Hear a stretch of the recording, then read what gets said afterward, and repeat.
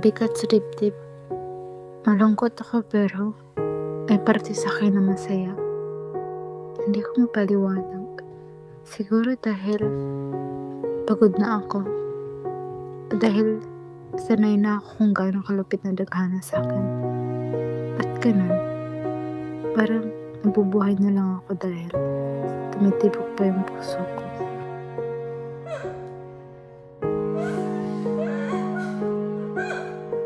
Ms. Kwanan test confirms that you have glioblastoma. The type of brain tumor is located in the temporal lobe, which affects memory and comprehension. Glioblastoma is aggressive and particularly difficult to treat. Surgery is not an option in this case because of its condition. Radiation and chemotherapy can help slow its progress. But I want to be honest, we are involved with info. Ilang taon? Ibig kong sabihin, ilang araw na natitira sa akin.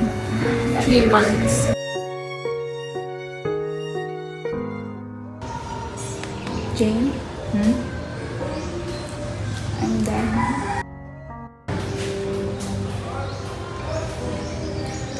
Hindi ako nagbibiro, Jane. I was diagnosed with glioblastoma. What type of brain tumor? Sab, nagbibiro ka lang, di ba? You're just joking, right? Sab.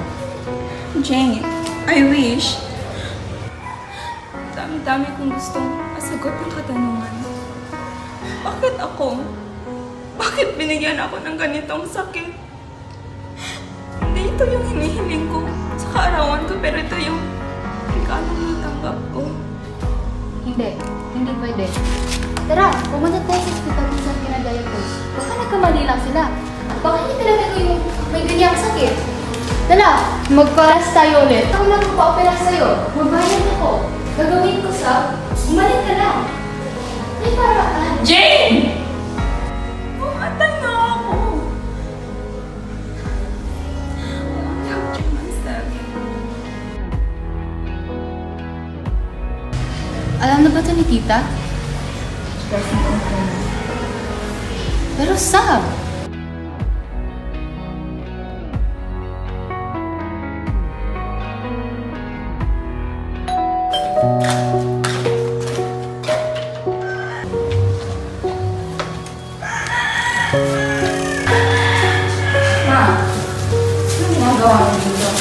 Binibisita ka. Mga kapatid mo. Kailangan ng tulong mo. May babayaran daw sila. Ma, hindi niyo man na ba ako kumustahin? At yung tito mo, baka daw pwede mo siyang pahiramin. Na-hospital kasi yung asawa niya. Ma!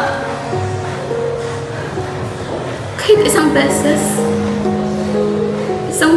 lang, kumustahin mo naman yung kalagayan ko.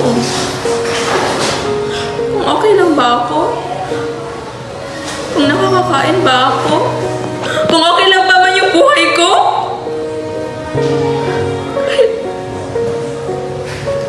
Kahit isang beses, napakanala naman kayo sa akin, oh. Bakit? Hindi ba ikaw naglayas? Hindi ba ikaw ang nagsabi na ayaw ng nanay na katulad ko? Dahil tinulak niya ko para maglayas.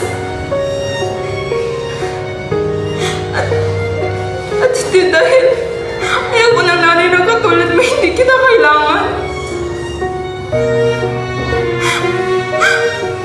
Alam niyo naman na sabi ko yung dahil galit ako sa inyo, di ba?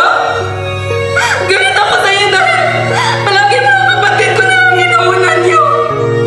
At sa tuwing napunta kayo, puro lintik na problema na lang narinig ko sa inyo.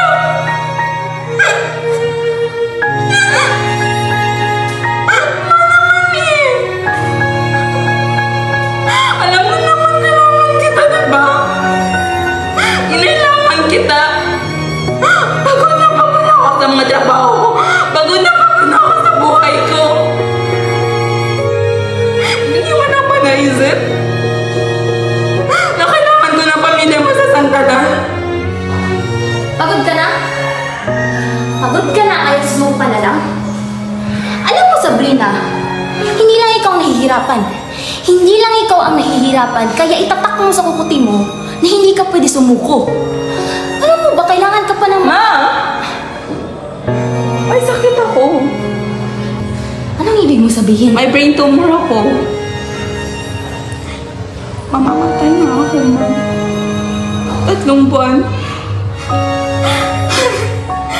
3 buwan na lang yung natitira sa akin. Sabihin mo hindi totoo. Sabihin mo galit ka lang kaya ganyan ka. Sana nga, Ma. Sana nga. Pero hindi eh. Dami-dami ko pang pangarap. Dami-dami ko pang pangarap na gustong maabot. Pero palaging kayo nang inuuna ko eh. Minsan, hindi ko man lang nauna alagaan yung sarili ko. Ayun, Ma. Sumagi lang ba sa isip niyo unahin naman din ako?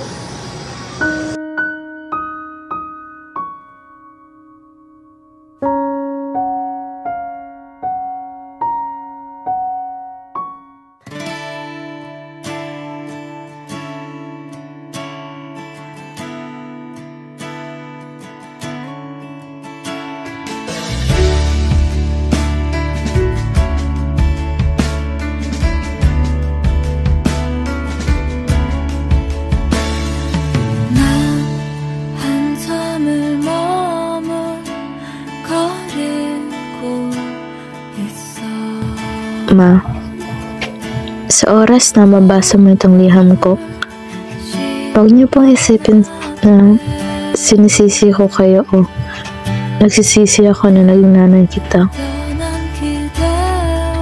Pero sa totoo lang, Ma, marami akong tanong sa isip ko na naghahanap ng kasagutan. Ano kaya yung pakiramdam na may nanay nag-aalaga sa'yo? Yung pakiramdam na may nanay ka masasandalan sa tuwing kailangan mo kasi masyado nang napakalupit ng mundo sa'yo. Yung nanay na palaging nandyan sa'yo na kahit pinapamukha na ng mundo sa'yo na wala kang kakampi at mag-isa ka lang. Nandyan yung taong yun para supportahan ka.